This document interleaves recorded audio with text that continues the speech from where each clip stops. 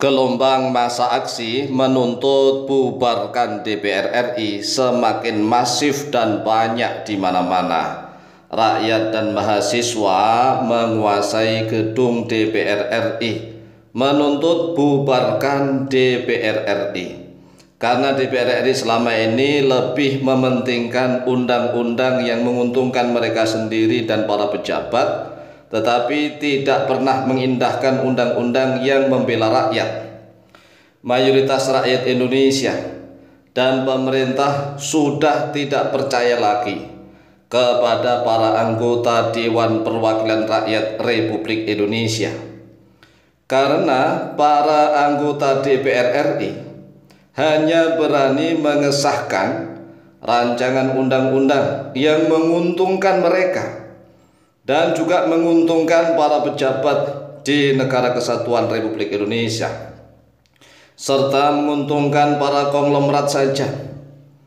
Sedangkan rancangan undang-undang yang membela hak-hak rakyat kecil dan juga membela pemerintah, seperti rancangan undang-undang perampasan aset tindak pidana korupsi, maka para anggota DPR RI tidak berani membahas dan mengesahkannya menjadi undang-undang.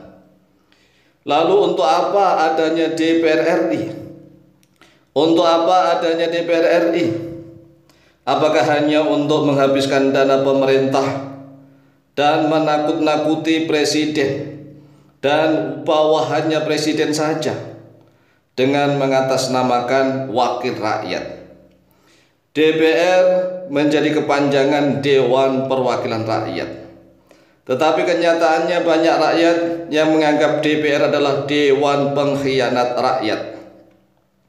Kalau memang begitu, mengapa tidak segera dibubarkan saja DPR RI? Nah, kalau semakin banyak para konten kreator di YouTube maupun di media-media sosial yang lainnya, semakin banyak yang membuat video tuntutan bubarkan DPR RI. Setiap hari digaungkan tuntutan bubarkan DPR RI. Setiap hari di mana-mana masif, dan setiap saat rakyat Indonesia selalu menuntut bubarkan DPR RI. Karena DPR RI dianggap tidak pro kepada rakyat, tetapi hanya pro kepada mereka sendiri, pro kepada para pejabat, pro kepada para konglomerat. Buktinya rancangan undang-undang TNI langsung dibahas dan disahkan. Yang namanya rancangan undang-undang TNI ini kan membahas tentang jabatan para pejabat di TNI. Kemudian mau membahas lagi rancangan undang-undang Polri. Nah, rancangan undang-undang Polri semoga segera disahkan juga supaya seimbang dan adil. Karena rancangan undang-undang TNI sudah dibahas dan disahkan. Demikian pula rancangan undang-undang Polri juga harus segera dan disahkan, tetapi ingat, harus adil pula. Rancangan undang-undang perampasan aset tindak pidana korupsi harus segera dibahas dan disahkan.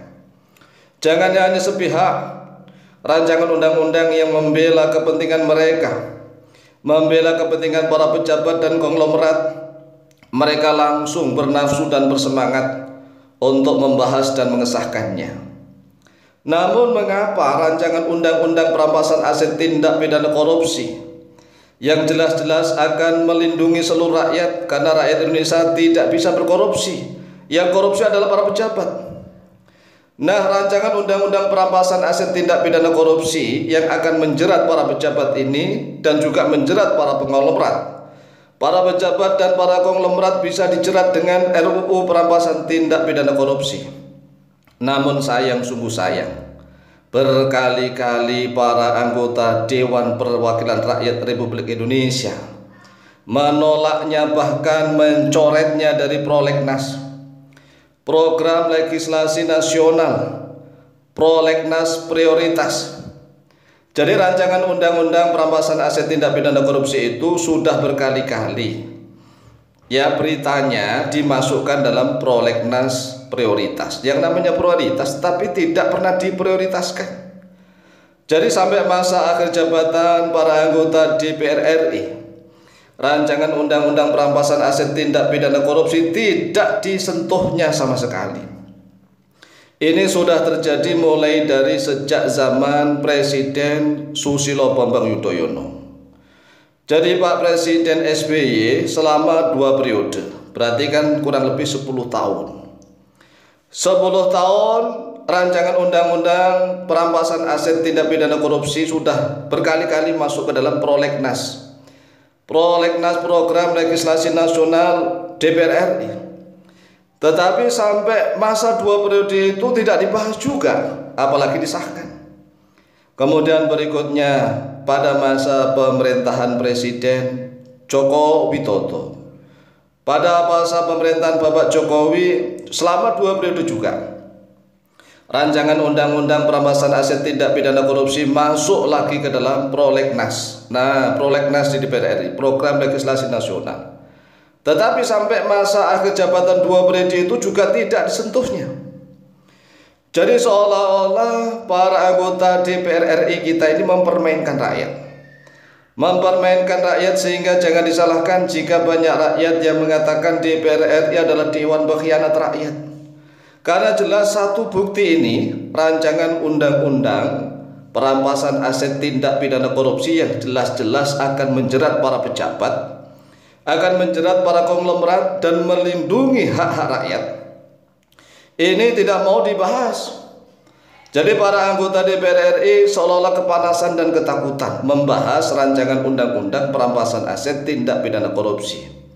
Seolah-olah mereka ingin bebas melakukan apa saja, melakukan korupsi besar-besaran, atau mereka mau melakukan kerjasama dengan para mafia dan koruptor.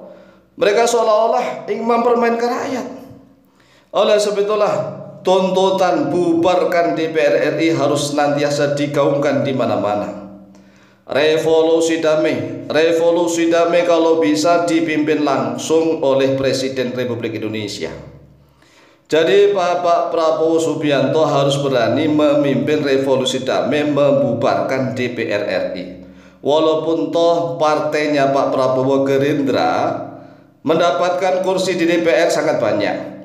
Tetapi ingat, masih banyakkan Partai Nasional Indonesia, masih banyakkan PNI sejak tahun 1955 ketika Pak Presiden Soekarno membubarkan DPR pada tahun 1960. Partainya Pak Soekarno memperoleh kursi sangat banyak, tetapi Pak Soekarno berani tegas membubarkan DPR RI yang dianggap menentang, menghalang-halangi kepada pemerintah.